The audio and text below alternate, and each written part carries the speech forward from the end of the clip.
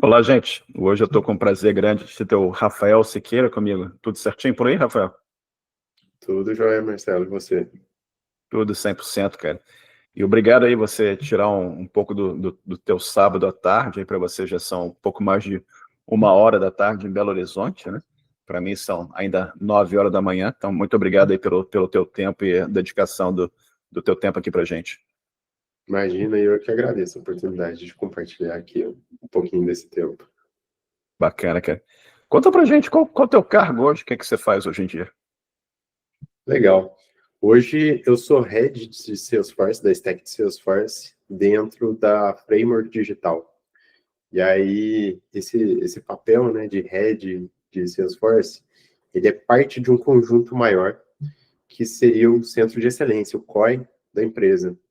A Framework Digital, ela é uma consultoria, então, lá dentro, o COI, ele é como se fosse um backstage dos times, né? Então, a gente tem um time multidisciplinar, e aí essa stack de Salesforce fica comigo, e aí qualquer auxílio que os desenvolvedores ou que os próprios clientes tenham com relação a desenvolvimento de projeto, a gente consegue montar um time enxuto e um time com uma experiência bem grande, para poder auxiliar em qualquer tipo de desafio.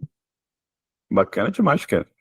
Antes da gente falar da tua evolução, a evolução da tua carreira, conta pra gente como é que computação e como é que tecnologia apareceram na tua vida. Ah, legal. É, eu costumo dizer que eu fui muito precoce na seleção do que eu ia fazer, porque quando eu era criancinha, quando a gente é criancinha, a gente tem assim uns desejos, umas profissões assim na cabeça que são muito aleatórias, né? Mas pelo desejo. E eu lembro que quando eu era pequeno, eu tinha vontade de ser piloto de avião.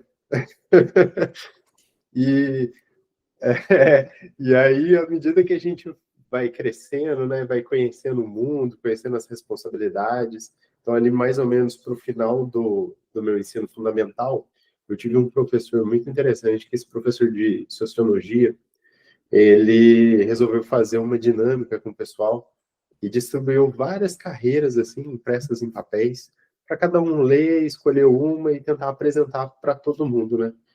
E aí eu lembro que quando eu peguei o papel, no meu estava escrito Engenharia da Computação.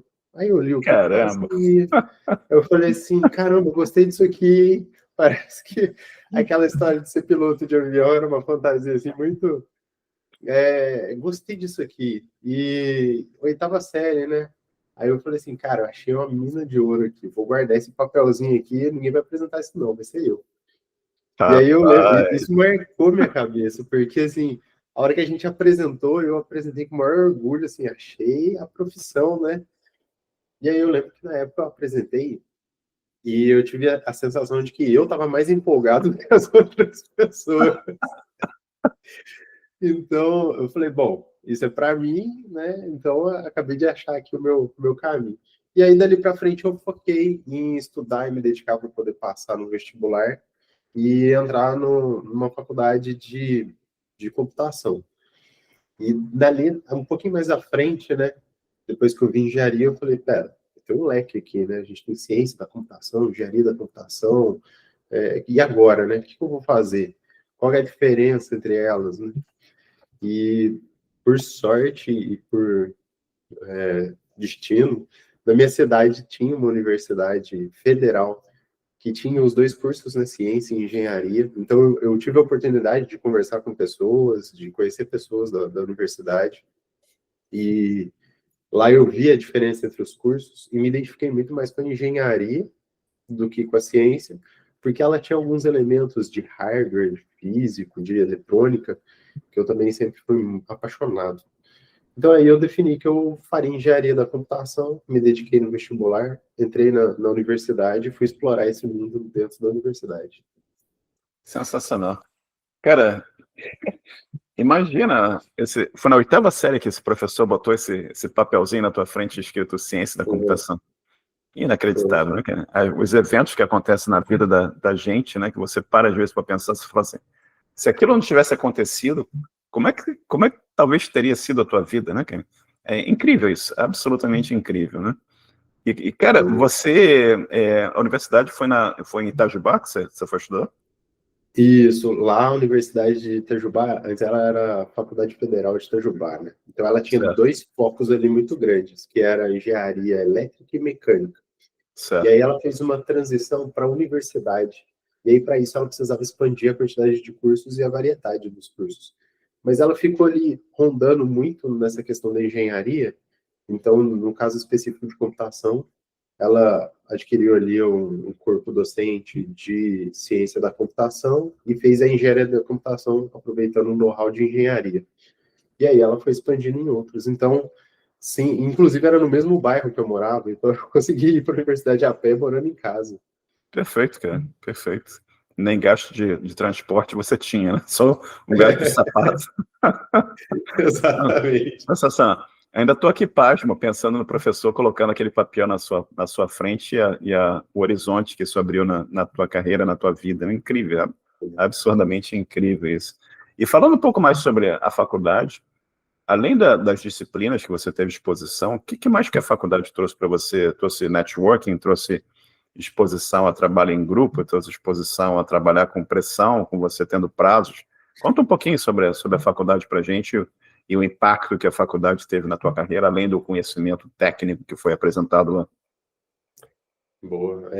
Foi bacana porque, assim, a minha experiência na universidade, assim que eu entrei, eu, inclusive, conversando com outras pessoas que também trafegaram ali no mundo das exatas, é interessante que a gente passa a mesma sensação. Como a gente tem uma facilidade, a maioria das pessoas, né, que vão cursar esse tipo de curso, tem essa facilidade com essas matérias, a gente entra assim, não, eu vou focar, eu vou ser o melhor, eu sempre mandei bem em matemática, física, e aí no primeiro semestre você toma um choque de realidade, né? A coisa não é tão simples assim. E Sim. aí, nesse momento, eu então, passei o primeiro semestre muito focado nas matérias, tive muita facilidade com as matérias de programação, mas as outras ali adjacentes da engenharia foram um pouco mais custosas. E aí eu percebi que a universidade não era a oportunidade só de sentar, estudar e fazer o curso das matérias. Tinha um grêmio estudantil lá, tinha a representação estudantil, tinha projetos que lá eram conhecidos como projetos especiais, então participava da Robocor, faziam outras atividades, e eu tive a felicidade de entrar numa turma que era muito proativa nesses Uhum. projetos, né? Então eu vi muitos participantes aqui do seu programa comentando sobre a ESEC, eu tinha Certo. colegas de sala que faziam parte da ESEC, colegas de sala que faziam parte desses projetos, iniciação científica. Então, assim, é um universo que a gente tem para explorar, né? E eu aproveitei o tempo que eu tive durante a universidade para explorar um pouquinho de cada um, tentar um pouquinho de cada um, e conhecer pessoas que atuavam em cada um deles, né?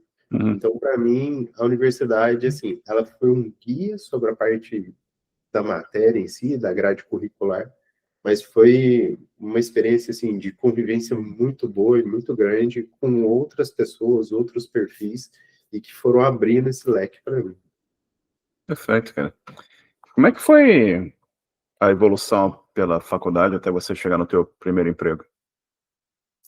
Legal. O finalzinho da faculdade, lá dentro tinha uma incubadora de empresas, né? E aí nessa incubadora de empresas, então, tinha a maioria das pessoas que estavam abrindo empresas ali foram também formadas ali na universidade ou da região. Certo. E é um conjunto que faz parte da universidade. Então, eu tive a chance de participar de um programa de estágio dentro de uma dessas empresas, e aí eu comecei a minha carreira profissional dentro de startup, aprendendo programação na massa ali, tendo que lidar com pressão, time enxuto, diversidade de demandas, a linguagem de programação também. Comecei, apesar da grade curricular eu ter passado muito pelo C e Java, na hora Uhum. que fui pôr a mão na massa, o programa era em Delphi, eu falei, nossa, Legal. é outra coisa. Uhum. E aí fui explorando todo esse universo aí a partir dessas startups, né? Então eu tive uma carreira, assim, muito cheia de oportunidades. Bacana demais, cara. Então, profissionalmente, você começou a programar usando Delphi. Delphi, no mercado com Delphi, e aí como a empresa depois foi migrando a tecnologia, ela começou Uhum. com Delphi, depois foi para o Java, porque aí tinha uma questão web, e aí entrou a era dos aplicativos, então aproveitou Certo. ali a deixa do Java para o Android, Uhum. então a gente navegou bastante ali no começo nessas tecnologias. Você chegou a trabalhar desenvolvendo aplicações para mobile, para Android também? Sim, sim. Na época era muito comum, né? A gente ter um ecossistema baseado em captura de dados via Uhum. hardware customizado, então essa empresa tinha os Certo. hardwares que ela fabricava, e esses dados eram transmitidos via conexão com a internet, às vezes via satélite, para um servidor, então tinha uma modularização web. E Certo. aí, essa modularização web também tinha coleta de dados via aplicativo, né? Então a gente navegou por esse parquinho de diversões todo. Bacana, bacana demais. E como é que foi? Conta um pouquinho sobre a tua evolução de carreira, como é que você foi passando para outras empresas, e foram pessoas que apareceram na tua vida, ou você foi se candidatando a outras oportunidades? Como é que você foi evoluindo dessas primeiras oportunidades aqui para as oportunidades seguintes? Eu costumo dizer que eu praticamente os lugares que eu trabalhei, eu tive a sorte de conhecer pessoas assim muito boas e ter sido indicado nesses lugares, né? Perfeito. Dessa empresa que eu trabalhava, eu conheci muita gente ali no meio das incubadoras de empresas e dali para frente eu tentei participar de alguns programas seletivos, inclusive da Embraer, né? Retomando aquele sonho de aviões. Cheguei a passar no processo seletivo lá da Embraer, mas a gente passou por um período de mercado que foi muito difícil, né? Que foi ali por volta de 2015, que o mercado deu uma enxugada, e Certo. aí eu saí daquele universo de fazer parte de uma startup e abrir a minha própria startup, né?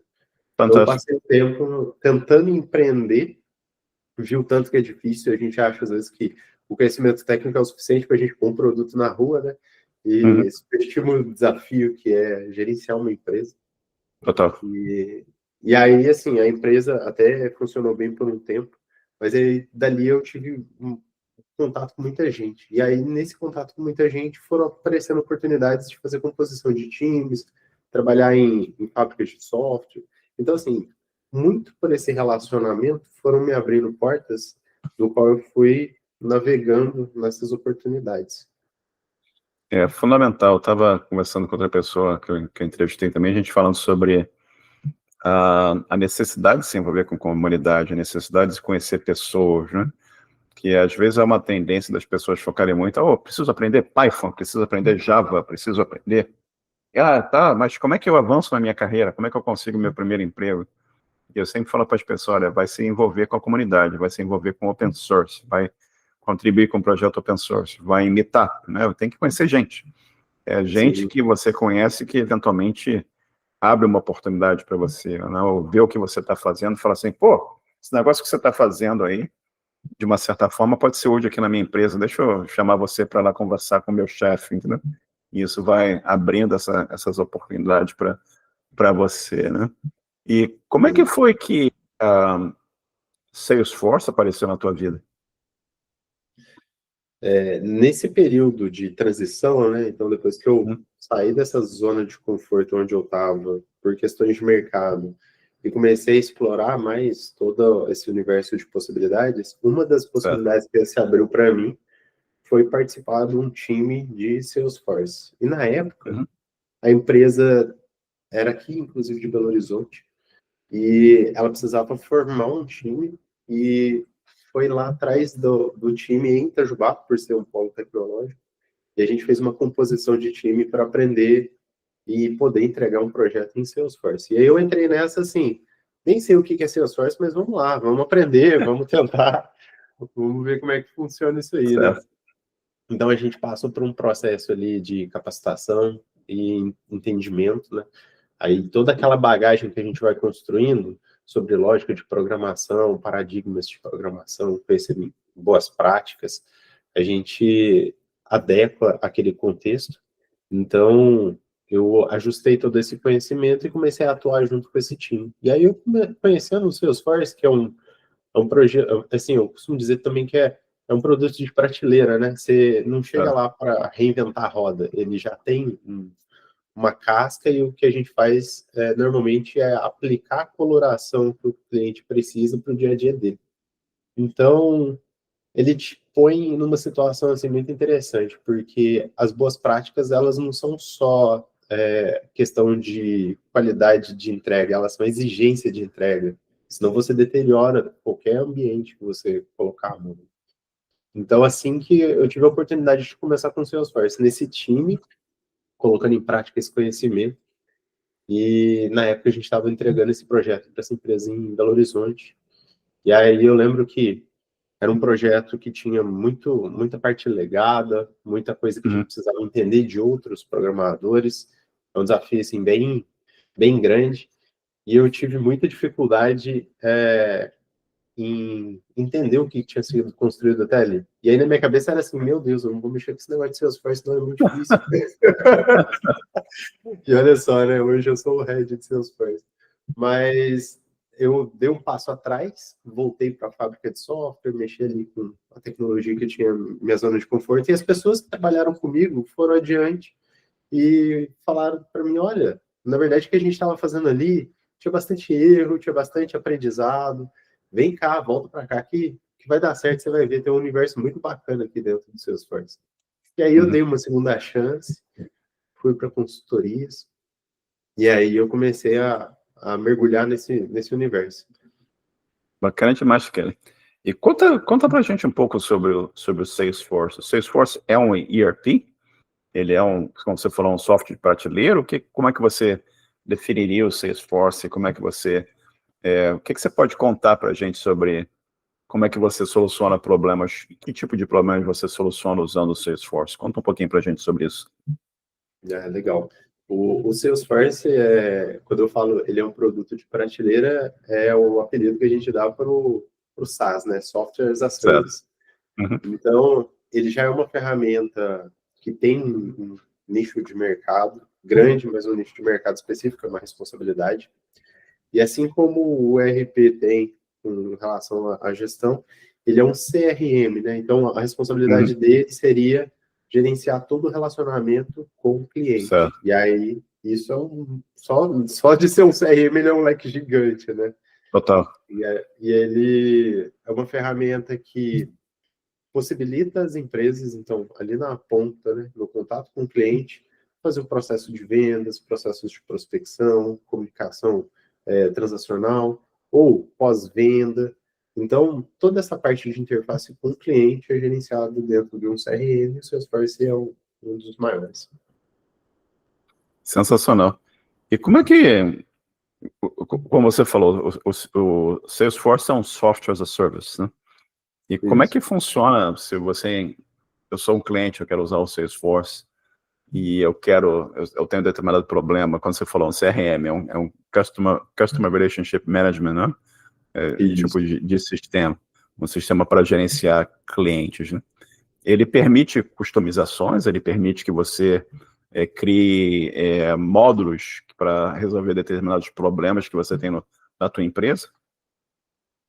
Exatamente, essa é a proposta dele. Ele tem várias nuvens que a gente chama, né? Hum.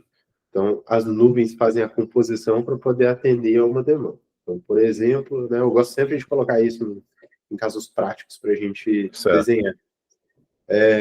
Você tem uma empresa de locação de veículos. Você Uhum. pode contratar, por exemplo, a nuvem de Sales Cloud, fazer sua pipe de vendas toda. Então, aí, nesse momento, você customiza a ferramenta. Ela te entrega já uma filosofia básica. Então, você tem lá a criação de um lead, a conversão disso numa oportunidade, você negocia e gera um contrato. E aí você dá essa cor do negócio para a aplicação. Então você começa a colocar regrinhas. Olha, eu preciso do CPF do cliente, eu preciso dessa orientação, faz uma integração, de repente, com um ERP para ver a Certo. disponibilidade do produto, fazer uma ordem de pedido, e assim Uhum. vai. Então o Salesforce, ele é a base, e as empresas de consultoria, igual a que eu atuo hoje, entram para poder dar a cara do negócio e entregar o valor que a ferramenta disponibiliza. Bacana. E é bacana também você explicar a integração com o ERP, né? Com o sistema de planejamento, produção, produto, sei lá, você deu o exemplo da venda de carro, né? Você tem lá o ERP gerenciando a sua fábrica, mas ao mesmo tempo você tem o Salesforce gerenciando os seus contatos, seus clientes, né? Bem interessante essa coisa toda, não só isso, como toda a engenharia de processo, quando você tem uma empresa, uma corporação, é bem fascinante isso tudo.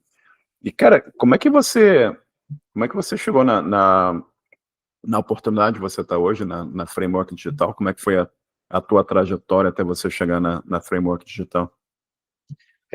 A minha experiência com Salesforce, né, veio me trazendo até aqui. E aí, então, retomando ali do ponto que eu estava comentando sobre eu quase desistir e voltar, eu tive numa consultoria muito boa aqui em Belo Horizonte, chamava-se The Cloud, e ela era bem reconhecida.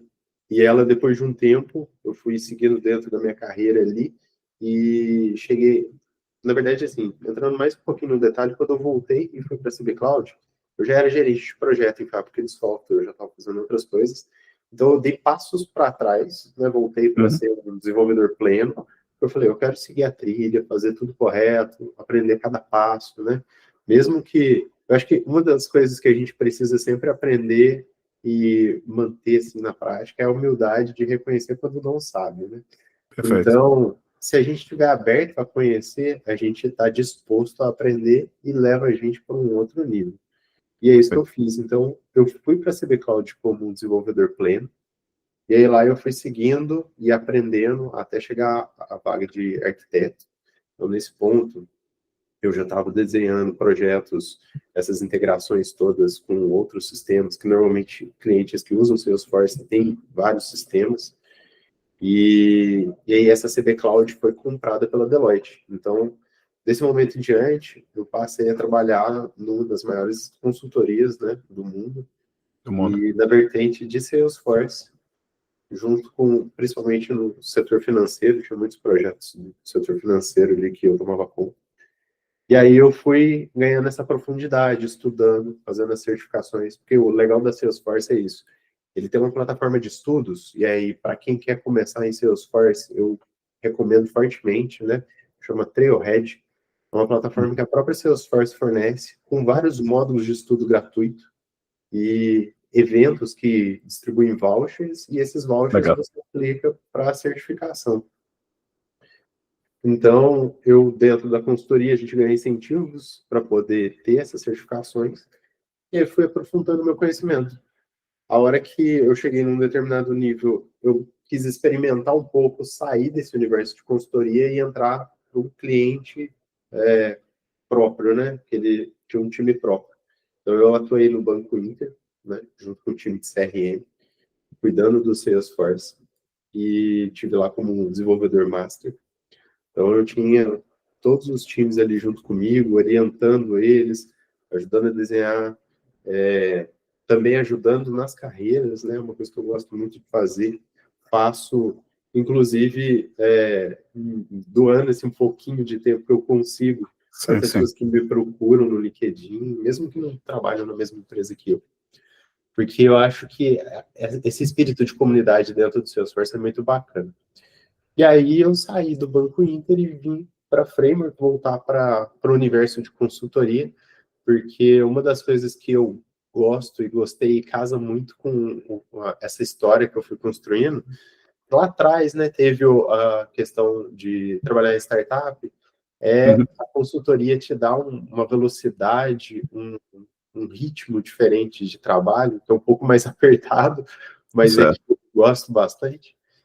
E aí eu tive essa oportunidade de trabalhar como head de Salesforce. E tudo isso, né, sempre conhecendo pessoas que me convidaram ou que foram me indicando, inclusive essa agora, que é o atual cargo que eu ocupo, foi uma indicação do próprio account manager da Salesforce para um dos clientes que eu atendo hoje, que é o Banco Mercantil. E E eu fico, assim, muito grato até pela indicação que ele fez. É uma pessoa que eu gosto muito e que eu tenho uma admiração bem grande. E que foram abrindo essas possibilidades, né? São essas pessoas que a gente vai encontrando na vida e vai trocando figurinhas e vai gerando esse vínculo de amizade, respeito e consideração.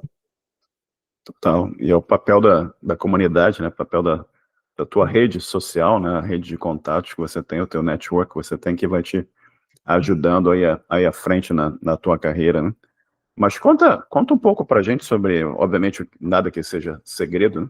Mas conta pra gente como é que é um pouco do teu dia a dia, qual é o papel do head e arquiteto de software na Framework Digital, essa parte de Salesforce. Sim, sim. Lá dentro da Framework Digital, eu uso esses dois chapéus, né? Um deles é o de arquiteto de Salesforce, Certo. então, igual eu estava comentando, eu fico alocado no Banco Mercantil, ajudando eles a construir, a gente tem um time bacana lá de CRM, e que constrói toda essa experiência que hoje os agentes dentro do Banco Mercantil utilizam para poder fazer esse Certo. relacionamento com os clientes.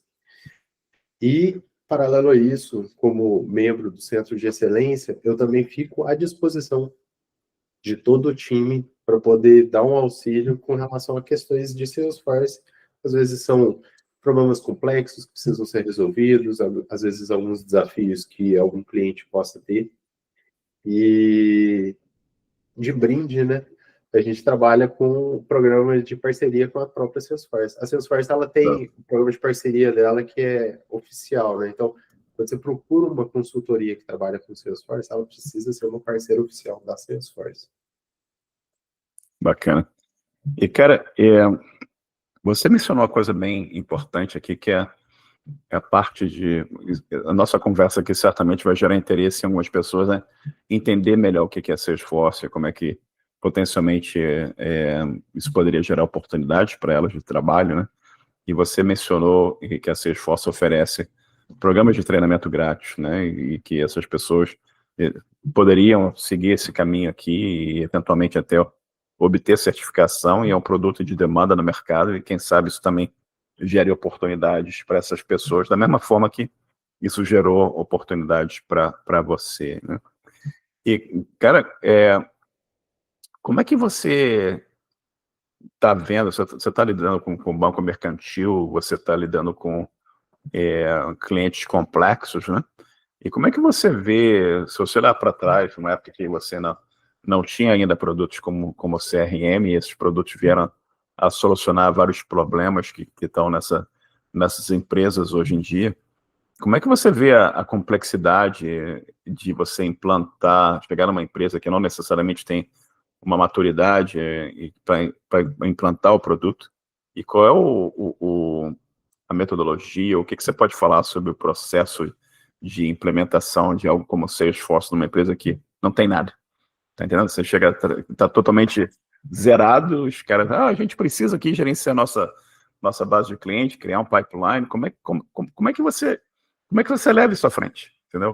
Como é que você consegue, né, o cliente ligou para vocês, ouvi falar desse negócio chamado Salesforce, preciso que vocês venham aqui me ajudar, e venha cá, dá uma olhada aqui, vê como é que tá, recomenda alguma coisa, vamos fazer um contrato de trabalho e tal, mas preciso que vocês me ajudem a descobrir o que eu preciso, né? Como é que você lida?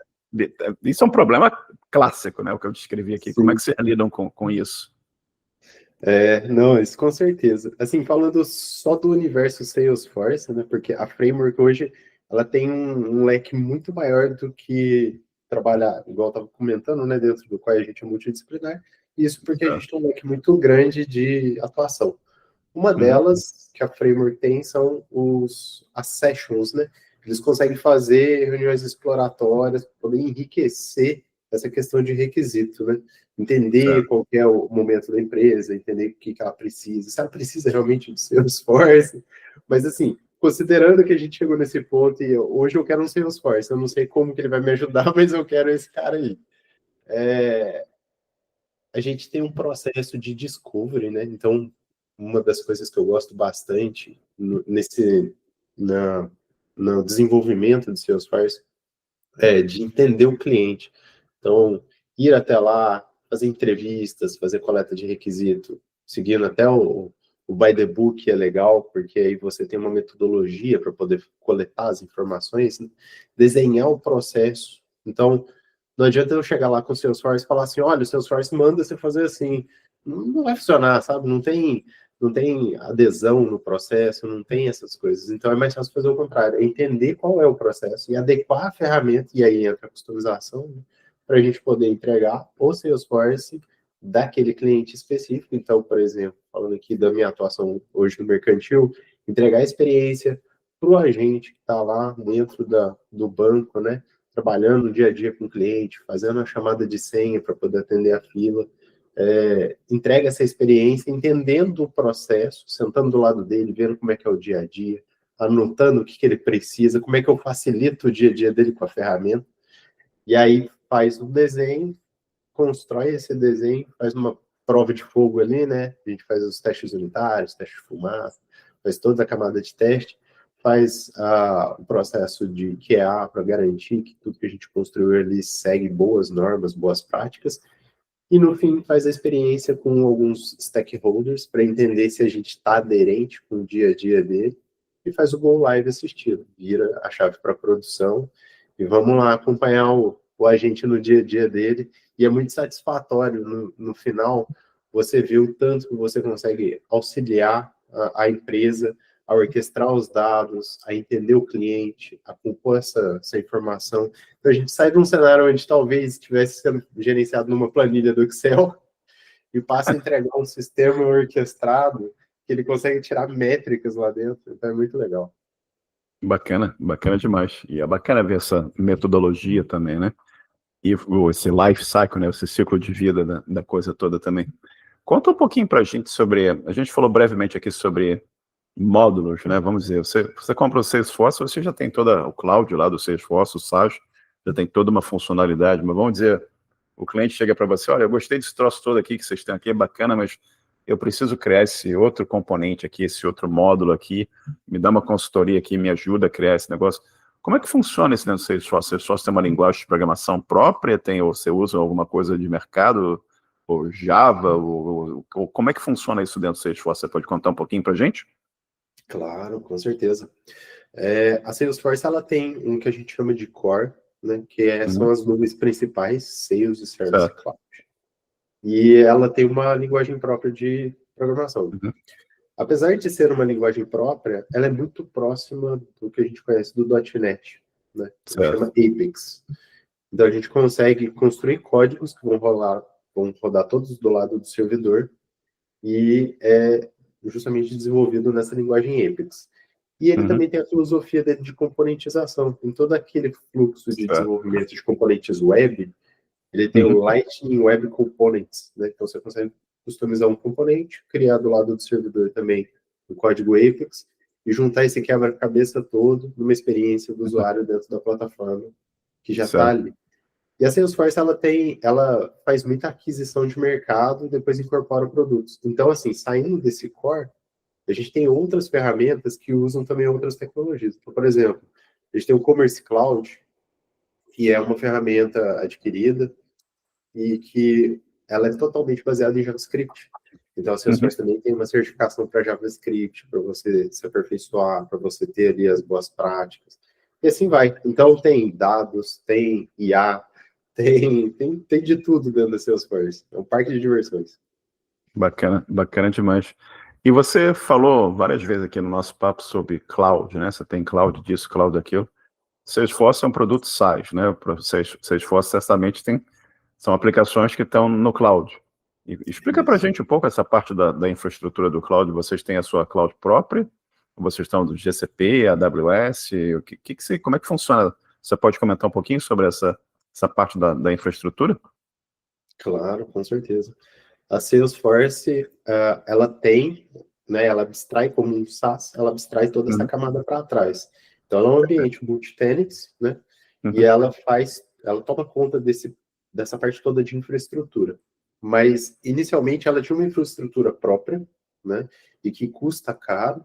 Então, ela tinha ali problemas de manutenabilidade do ambiente, ela tinha também a responsabilidade em cima de tudo, praticamente. E de um tempo para frente, ela resolveu migrar e dividir essa responsabilidade com outros players de mercado. E aí ela criou um produto dela, que para quem está do lado do desenvolvimento entende bastante, que é o Hyperforce. Esse Hyperforce é uma parceria que a Salesforce fez com a AWS e migrou Certo. toda essa infraestrutura dela para dentro da AWS. Então, Bacana. hoje, os clientes que têm a AWS e que contratam nuvens da Salesforce com Hyperforce, eles têm uma facilidade de latência e tudo mais, essas questões de infraestrutura que a Salesforce já fornece. Bacana.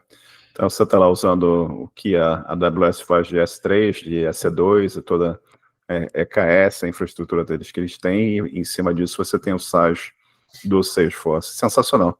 Bacana, bacana demais tudo aqui. E a gente fala de SaaS aqui, mas só para o pessoal que não entende, SaaS quer dizer Software as a Service, né? Você basicamente está comprando um serviço, né? Esse serviço é mantido pela Salesforce, né? Com um produto aí, uma empresa mundial com clientes pelo mundo afora, né?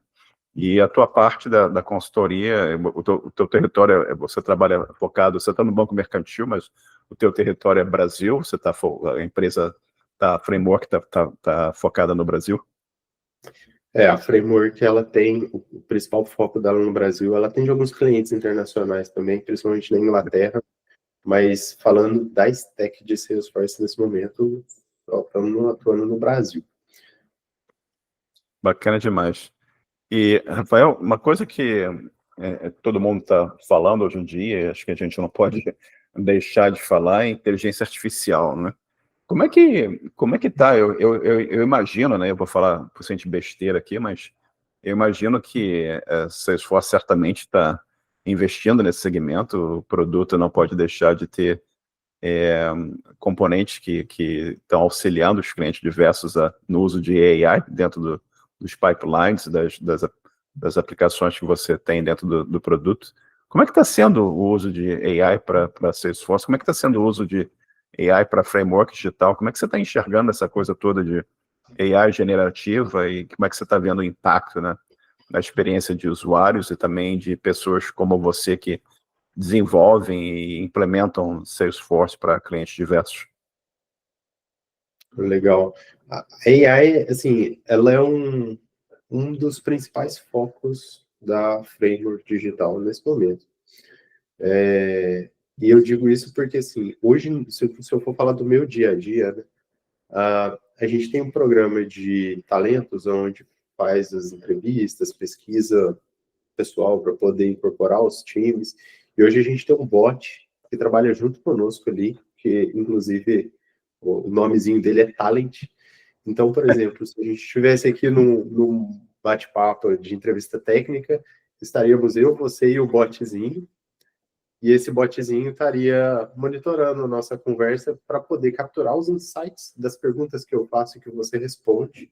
E mesmo tendo o meu feeling, né, sobre a qualidade do conhecimento, a profundidade do conhecimento que você tem, ele também está analisando em cima das boas práticas, do conhecimento do material de Salesforce, e vai falar para mim assim, olha, eu acho que esse profissional ele tem um conhecimento profundo nessa área, talvez essa ele possa melhorar, e com as vagas que você tem aqui, assim, ele casa bem com essa e essa.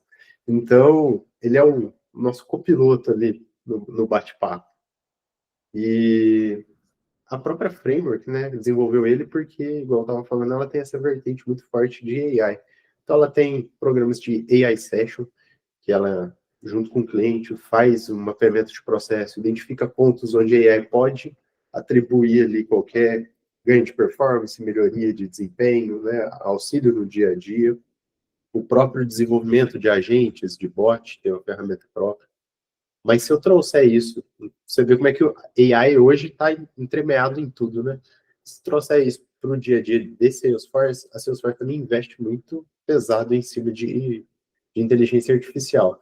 E a inteligência artificial da Salesforce, ela vem desde antes num produto que chama Einstein. Esse Einstein, ele veio desde antes porque antes a inteligência artificial era muito preditiva, né? Então você tinha lá sua massa de dados, sua pipeline, e de lá você tirava os seus insights para indicar, olha, esse aqui é um provável cliente, a taxa de conversão do cliente com essas características talvez seja alta, e isso auxiliava o agente ali que está operando dentro daquele pipe. E aí ele evoluiu agora para a inteligência artificial generativa, então ele criou o Agent Force, inclusive tem certificações que estão muito em alta com relação a isso dentro do Salesforce, onde você vai ter o Prompt Builder para criar agentes dentro da ferramenta. Então agora, além de você, usando o AI, criar esse preditivo, você consegue também, com o generativo, atender via chatbot, via WhatsApp, fazer uma triagem, ou então executar ações dentro do Salesforce. E aí, trazendo isso para um cenário, eu gosto sempre de colorir cenário com exemplos, né? Se você está lá dentro de um CRM de um hotel, você quer agendar uma atividade que tenha lá no hotel e você já tem ali sua reserva feita, né? Vai ter um passeio na montanha. Você consegue falar com o bot e falar, olha, eu gostaria de agendar um horário nesse disponível de passeio na montanha. Ele executa a ação dentro do CRM, gera o agendamento para você, notifica o agente que está operando aquelas pessoas e já deixa reservado para o cliente poder ser atendido automaticamente. Então, assim, isso para o usuário entrega um valor sensacional. E trazendo para o dia a dia do desenvolvedor, então, de novo, né, permeia tudo. No desenvolvedor, a gente tem o IST Copilot, que conhece as boas práticas de desenvolvimento do Apex, dos fluxos, e ele analisa junto contigo enquanto você está desenvolvendo, se de repente você não está cometendo alguma gafe ali e não influencia, mas ele te indica, né, te sugere como aquela abordagem pode ser prejudicial e como você poderia construir aquilo de uma maneira melhor. Então, assim, eu acho que AI, no fim do dia, ela te ajuda muito se você tem o conhecimento daquilo que você está fazendo, porque ela consegue te prover um ganho de produtividade. Agora, o contrário é uma armadilha. Se você se apoiar nela como muleta em coisas que você não sabe, provavelmente você vai entregar coisas de qualidade talvez inferiores, e se você tiver um problema, o seu problema é vezes 10, porque você já entregou e você não faz ideia de como corrigir aquilo. Perfeito. Então, eu acho que é muito importante aliar o conhecimento que você tem com a capacidade de um copiloto, né, de te auxiliar no seu dia a dia. É. Muito interessante essa abordagem que você falou aqui sobre copiloto, né? Isso que é a ideia de alguém te ajudando na tua tomada de decisão, auxiliando no controle de qualidade, efetivamente, do que está sendo feito, é bacana demais. E realmente é incrível, né, cara? E você pensar nessa evolução aí, desde daquela época que o professor botou o papelzinho lá na sua frente falando de ciência da computação, né? Ter as coisas que você já viu e até os dias de hoje é incrível ver isso tudo, né? E falando um pouco aí do passado, né? Se você pudesse voltar no tempo, pensando na consultoria, pensando na sua desejo de pilotar avião e tudo mais, você teria feito algo diferente na sua trajetória? Eu escuto muito o seu programa, quando chega nessa pergunta, eu falo assim, nossa, eu acho que assim, qualquer coisa que eu mudasse lá, é aquele efeito borboleta, né? Hoje não Sim, sim. seria isso. Então você fica na dúvida se você mexeria em alguma coisa lá atrás. Mas mudando um pouquinho o aspecto, não que eu estou fugindo da pergunta, mas mudando um pouquinho do aspecto, eu gosto de pensar da seguinte maneira: se eu pudesse voltar lá no passado e me dar uma dica, né? Qual dica eu daria de coisas que eu poderia fazer de uma maneira diferente? Aí sim eu tenho muitas coisas que talvez eu faria. E uma delas, eu acho que é uma coisa que acaba acontecendo com muita gente na área da programação, que é a síndrome do impostor, né? A gente sempre acha que a gente não merece ou não consegue entregar na qualidade que a gente acredita que aquilo tem. Eu acho que isso gera uma insegurança que acaba impactando no tempo que a gente consegue para chegar lá. Então, talvez eu voltaria lá atrás e daria essas dicas para mim, sabe? Diria para mim que, olha, mesmo que você não tenha essa 100% de certeza de tudo na vida, porque a gente nunca vai ter 100% de certeza, confie mais no seu conhecimento e, com certeza, vai dar certo porque você sabe o que você está fazendo, sabe? Então, eu acho que eu voltaria lá atrás e encurtaria períodos onde eu tive muito receio, de repente, de arriscar, e teria me arriscado um pouquinho mais em questões que, com certeza, funcionariam e, como assim, funcionaram. Perfeito. E com que você acha que você estaria trabalhando hoje se você não tivesse seguido a carreira que você seguiu? Você acha que você teria seguido a carreira em aviação? Ou você acha que você teria seguido uma carreira em algum outro tópico? Provavelmente não seria em aviação também, porque eu tive alguns momentos durante essa jornada toda que eu me encantei com outros assuntos, né? Um deles foi ensinar. Eu gosto muito de ensinar. Não segui essa carreira como profissão porque eu acho que eu gostaria que ela fosse uma carreira muito mais valorizada do que ela de fato é, sabe? Então, é uma opção que lá atrás eu fiz por não percorrer e hoje eu auxilio as pessoas usando justamente essa habilidade. Então, se eu não tivesse seguido esse caminho, talvez alguma coisa na área de educação, pesquisa, que foi inclusive onde eu conheci o trabalho do Demetrios, de alguns professores da universidade, Certo. que é muito interessante você correr atrás de um conhecimento, desbravar ali tecnologias ou aplicações das tecnologias, ou até da matemática computacional com a tecnologia, para poder entregar algo que tem um valor, assim, um pouco intangível, mas que as pessoas consigam pegar aquilo, igual foi a AI, você entregar algo que as pessoas consigam transformar num produto de mercado e fazer esse impacto no dia a dia das pessoas. Talvez eu tivesse seguido a carreira acadêmica. É, é sempre interessante fazer essa reflexão, né? E pensar como é que a vida teria sido, né? Mas aquilo que você falou também, você volta atrás, você muda alguma coisa que você fez e qual vai ser o efeito que aquilo vai ter no futuro, né? Sempre aquela coisa do efeito borboleta, né? Que é sempre a coisa da viagem do tempo. E é bacana, é É, bem interessante você analisar essas coisas e pensar um pouco. Se não fosse isso, o que teria sido, né?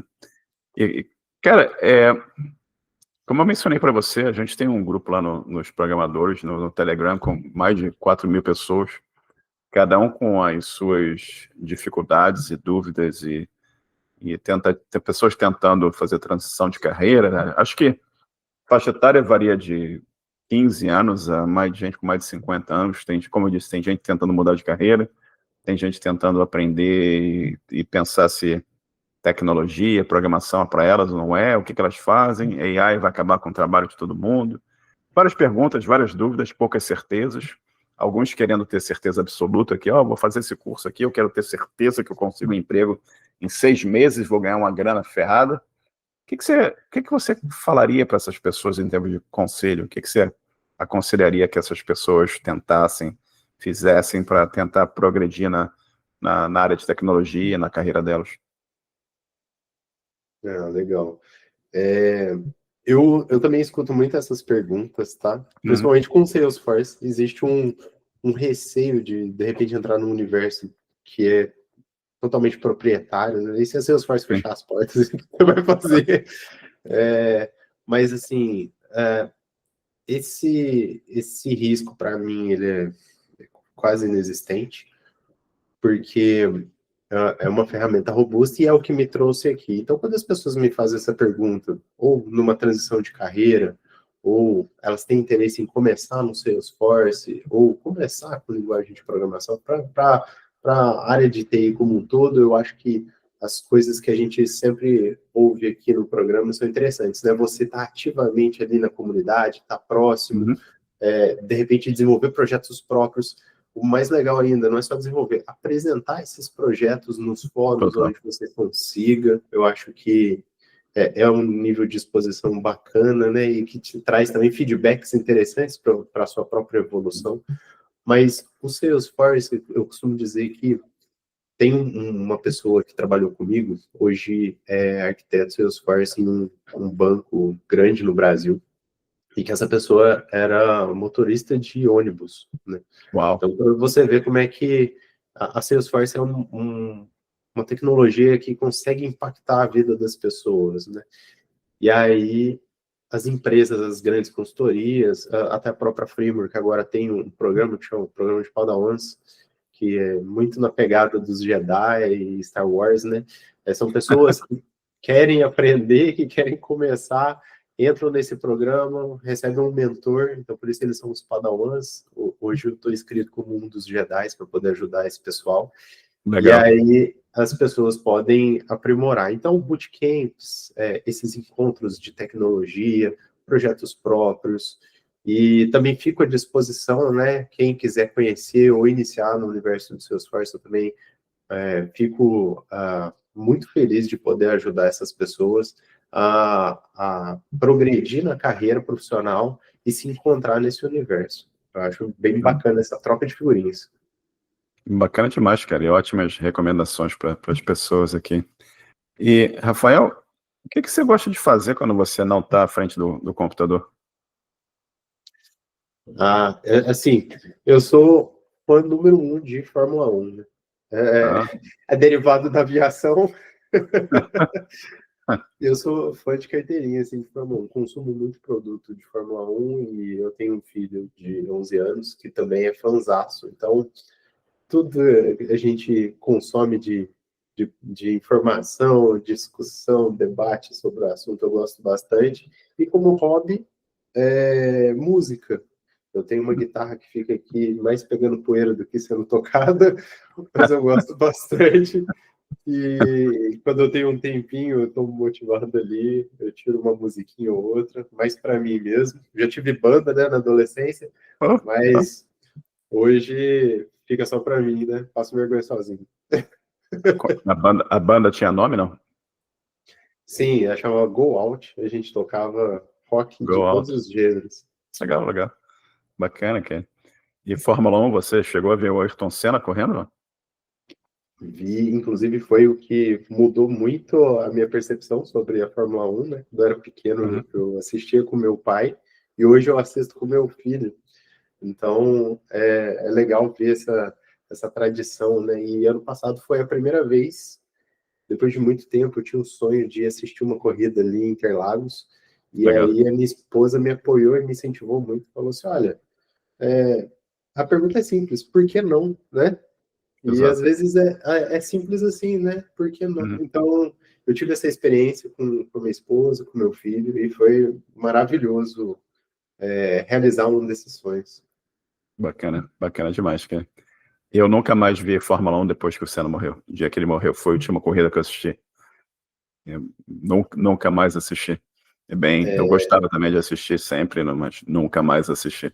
Mas enfim, outro episódio a gente conversa sobre isso. Mas, cara, você tem dica de livro, música, filme, jogos ou qualquer atividade ou instrumento musical, qualquer coisa que você goste, que você gostaria de compartilhar aqui com a nossa comunidade? Olha, eu sou entusiasta do xadrez, né? Gosto de jogar xadrez eventualmente. Numa das empresas que eu trabalhei, a gente tinha um joguinho de xadrez ali na hora do almoço, sentava ali para relaxar um pouquinho, exercitar um pouco a cabeça. Certo. Mas se eu pudesse recomendar, eu gosto muito de leitura e eu sou muito fã do Stephen King.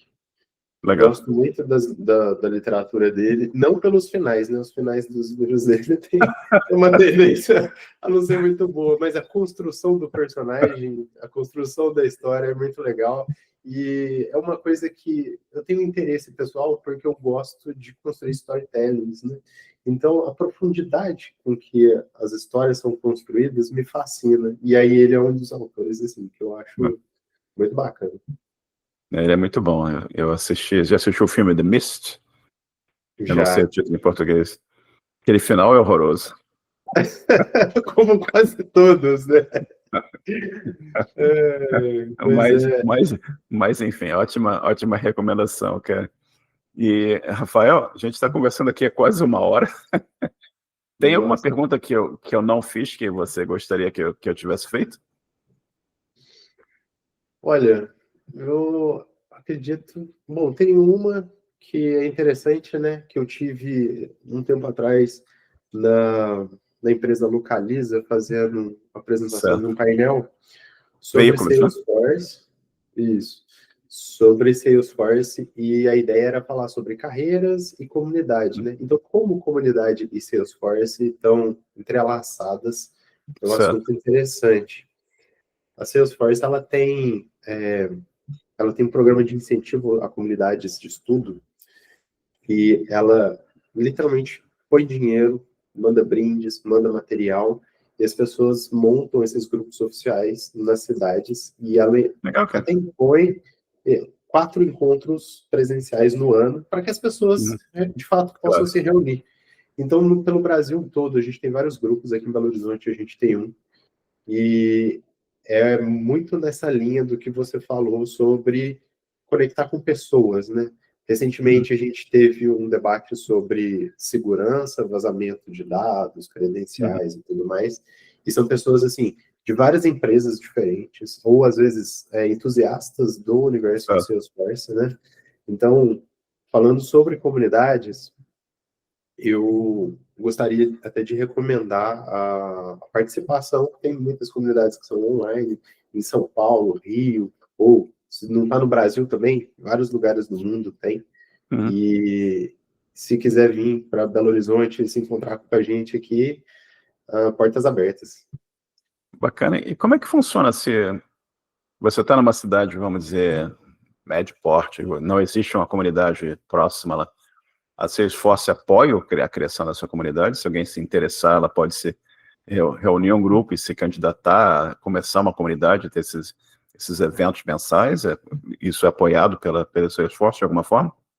Sim, exatamente. É assim mesmo que Bacana, ela faz esses bacana. apoios. Bem legal, bem legal. E é mais uma opção aí das pessoas criarem comunidades e começarem... E quem sabe isso abre um caminho para as pessoas da mesma forma que abriu o caminho para você, né?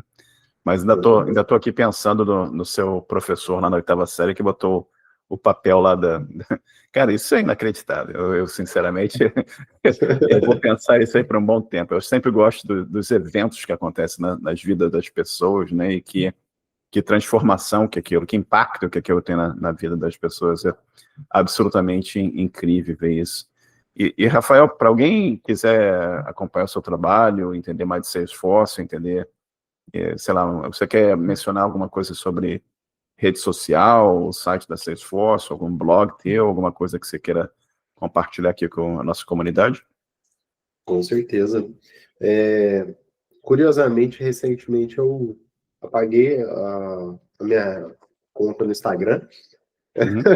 Eu acho que na quantidade de tempos limitada que a gente tem no dia, né, isso estava me consumindo algum tempo que eu não estava achando muito proveitoso.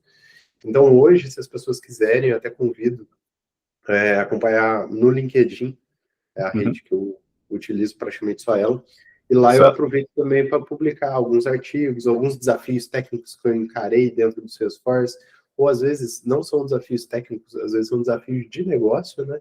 Para poder apoiar as pessoas que fazem levantamento de requisito, ou um analista de negócio. E também tem o chat aberto, né? Qualquer um que possa e queira mandar mensagem lá, é muito bem recebido. E qual é o teu LinkedIn? Você quer mencionar o handle? Rafael, barra Rafael MSS. Rafael Perfeito, Montalvão Seixas de Siqueira. perfeito. Bacana demais.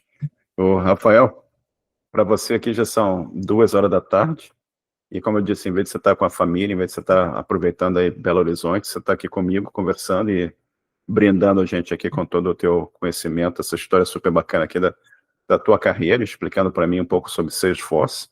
E muito obrigado pelo teu tempo, muito obrigado aqui, é um privilégio conhecer você e conversar contigo. E fica 2 minutos mais comigo aqui que a gente conversa um pouquinho mais. Muito obrigado, cara.